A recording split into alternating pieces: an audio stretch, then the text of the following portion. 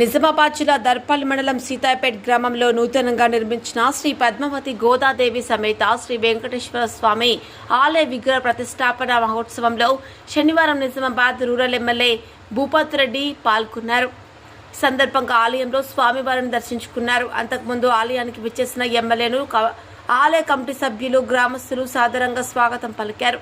ఈ మేరకు MLA doctor Bhupath Reddy మాట్లాడుతూ గ్రామస్తులంతా ఐక్యంగా ఉంటూ ఆలయ నిర్మాణం చేపట్టడం అభినందనీయమన్నారు.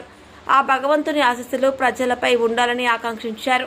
ఆలయ అభివృద్ధికి గ్రామాభివృద్ధికి తన వంతుగా సహాయ సహకారాలు ఉంటాయని స్పష్టం చేశారు.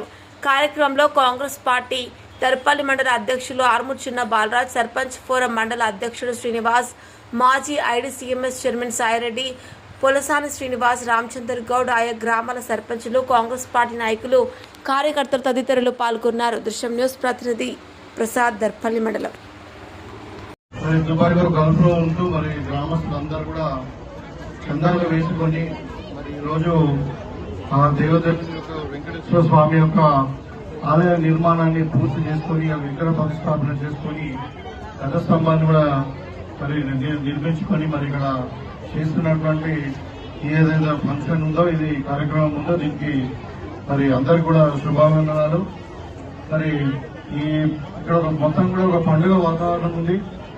పిల్లలు, పెద్దవాళ్ళు అందరు కూడా మరి అంటే మంచిగా నీట్ గా తయారయ్యి మరి కళ్యాణోత్సవానికి వెళ్ళినట్టు మరి దేవుని యొక్క పూజకు వచ్చారు. వాళ్ళందరూ కూడా నేను కోరుకున్నది ఒకటే, సీతాపేట గ్రామం అంటే నాకు ప్రత్యేకమైన మక్కువ, ప్రేమ, మరి మనకు ఆదర్శ గ్రామంగా నిలవాలని చెప్పి ఎన్నికల కన్నా ముందు చెప్పాం. తర్వాత కూడా ఈ గ్రామానికి చాలా మటుకు మరి ప్రభుత్వం నుండి అన్ని విధాలుగా మనం సహకరించాం.